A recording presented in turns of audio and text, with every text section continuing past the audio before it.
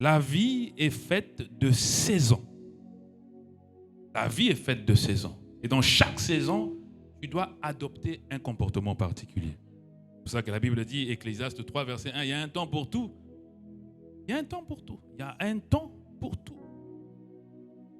Donc, il y a des saisons pendant lesquelles aussi on doit être seul. Oui, c'est une saison de la vie. Il y a une saison de la vie là où tu es seul. Une saison de la vie là où tu n'as pas de conjoint, tu n'as pas de conjointe pour plusieurs raisons. Peut-être parce que tu es un mineur, tu es jeune et que tu dois d'abord poursuivre tes études, tu dois te focaliser sur tes études, avoir un diplôme. À ce moment-là, oui, c'est une saison de ta vie pendant laquelle tu peux être. Il y a certaines personnes qui sont seules parce qu'elles sortent d'une grande déception.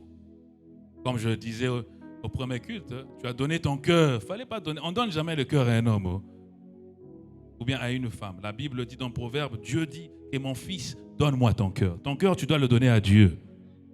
Pas à un homme. Tu as donné à un homme, c'est pour ça qu'il a brisé ton cœur. Donc après, une déception aussi, ça peut arriver que c'est important de rester seul pour d'abord faire le point de certaines choses. Donc c'est une saison de la vie. Rester seul, la solitude peut être une saison de notre vie. Matthieu chapitre 14, verset 13, même le Seigneur, on a vu le Seigneur Jésus lui-même être seul de temps en temps. Il laissait les disciples, il laissait la foule, il laissait les 120. Et la Bible dit, dans Matthieu 14, au verset 13, à cette nouvelle, Jésus partit là dans une barque pour se retirer à l'écart. Dans un lieu comment? Est-ce que tu es avec moi? Dans un lieu comment? Dans un lieu désert. Tu devais être seul d'abord. Donc être seul, j'essaie de t'expliquer que la solitude peut être une saison de notre vie. Mais elle ne doit pas être la saison perpétuelle de notre vie.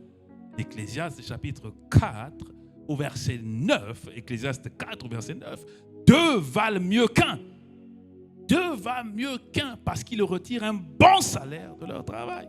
Donc il y a des choses que tu dois régler, il y a des choses que tu dois cesser, il y a des choses que tu dois arranger, il y a des choses que tu dois renverser pour pouvoir localiser le conjoint ou bien la conjointe. Et la première des choses, c'est renverser l'aveuglement spirituel.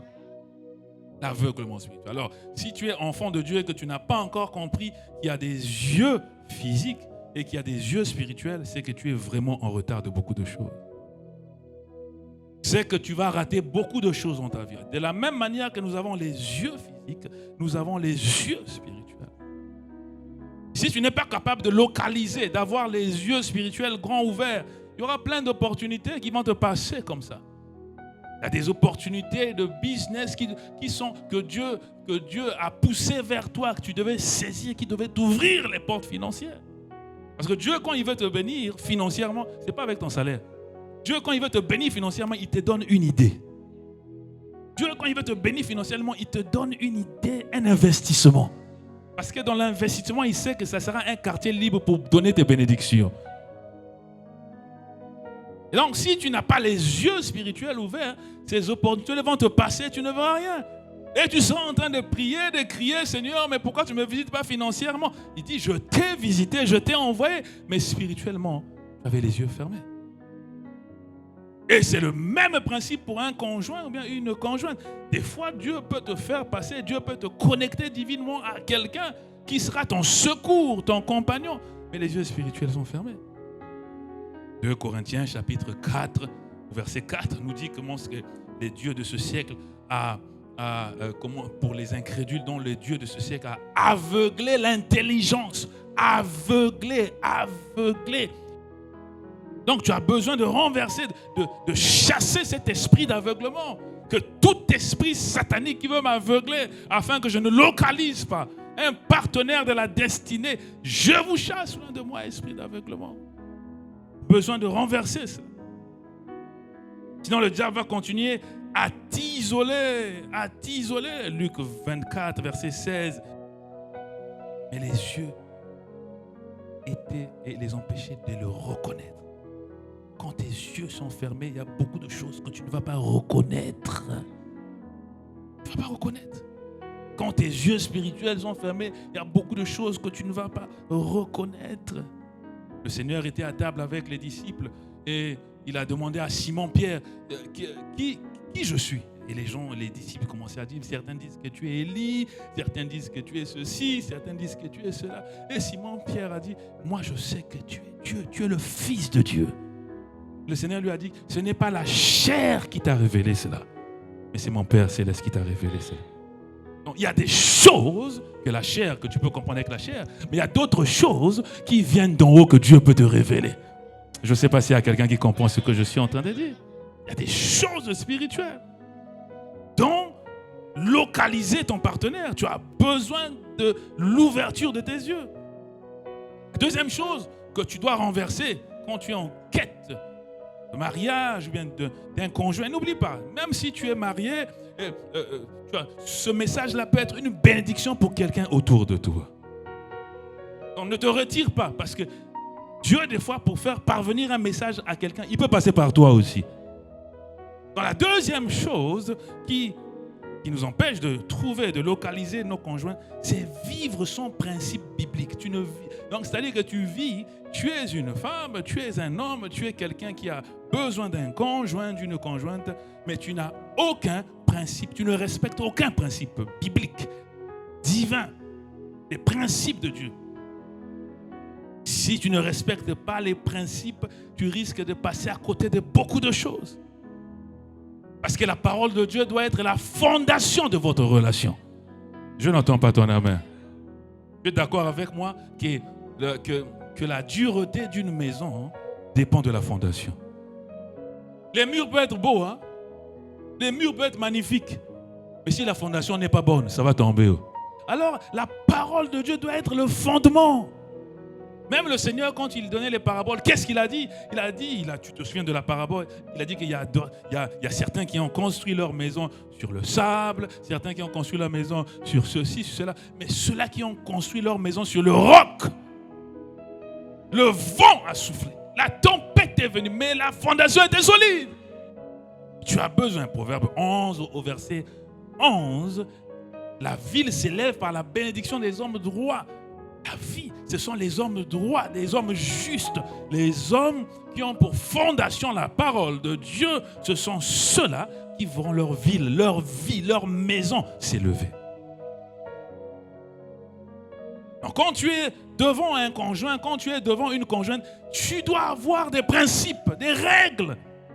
Tu dois avoir des principes divins.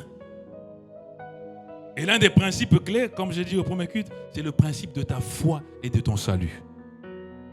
Quiconque, tout conjoint, homme ou femme, qui veut rester avec toi, il doit venir renforcer ta foi ou bien ton salut en Jésus. Comment est-ce que tu vas te mettre avec quelqu'un, accepter quelqu'un qui t'éloigne de ton Dieu, qui t'éloigne de ton Jésus? Mais tu as un grave problème. La Bible dit que à quoi servirait-il à un homme de gagner tout le monde? À quoi servirait-il? Que j'ai le mariage, que j'ai le ceci, que j'ai des appartements, j'ai tout, j'ai toutes les félicitations, mais à la fin que je perde la vie éternelle? Ah non! Ah non! Donc quiconque veut se rapprocher de toi, ta foi est ton salut d'abord. Mais si vous êtes unis sincèrement et vous persévérez, à la fin, vous verrez la réalisation. Pourquoi? Parce qu'il y a une puissance surnaturelle qui est là dans la prière d'accord. Je n'entends pas ton âme. Deuxième principe, j'ai dit, le principe de la foi et du salut. Le deuxième principe que tu dois respecter, c'est le principe de l'honneur. Tu dois honorer. Avant de t'engager, avant de localiser, il y a un groupe de personnes que tu dois honorer. Honorer. Honoré. Tu retrouves quelqu'un potentiellement qui peut correspondre à ce genre de personne que tu veux. Mais la première des choses, c'est d'abord te rapprocher de ton père spirituel ou bien de ta mère spirituelle, dépendant si c'est une femme, le pasteur. Le berger que Dieu a mis dans ton assemblée locale, c'est l'une des premières personnes. Donc, tu dois honorer cette partie. Tu dois honorer aussi les parents. C'est important. Une fois qu'on a prié, qu'on est convaincu, tu te rapproches. Si tu es une femme, tu te rapproches de tes parents. Que voici, il semblerait qu'il y ait quelqu'un. Voici, tu te rapproches de tes tuteurs et tu leur en parles. Une autre chose que tu dois renverser, Parmi les forces qui t'empêchent de trouver un conjoint, tu dois sortir de ta zone de confort. Proverbe 26, au verset 13. Donc tu dois sortir de cette zone de confort pour aller.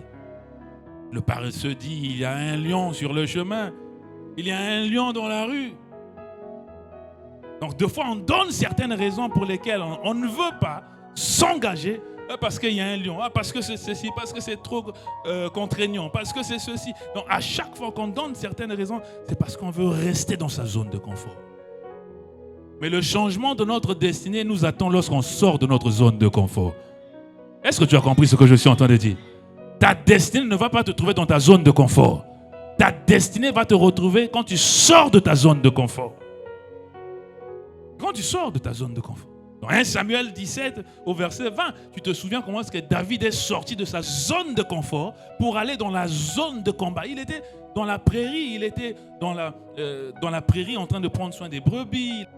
David se leva de bon matin. Tu vois ça? Non, il n'a même pas fait la grasse matinée. Il sort de sa zone de confort. La zone de confort, c'est dormir. Hein? Dormir, tu dors jusqu'à 10h, 11h, tranquillement. Mais il s'est levé de bon matin. Si tu veux rencontrer ta destinée, tu dois sortir de ta zone. Il laissa le brebis à un gardien, prit sa charge. Il prit sa charge et il partit comme Isaïe le lui avait ordonné. Lorsqu'il arriva au camp, l'armée était en marche. Si tu me suis dit amen plus fort. Oui, il est parti dans la zone de guerre. Il est parti dans la zone de déconfort. Oui, il y a des déconforts dans certains aspects du mariage. Il y a des déconforts, mais tu dois aller dans cette zone-là.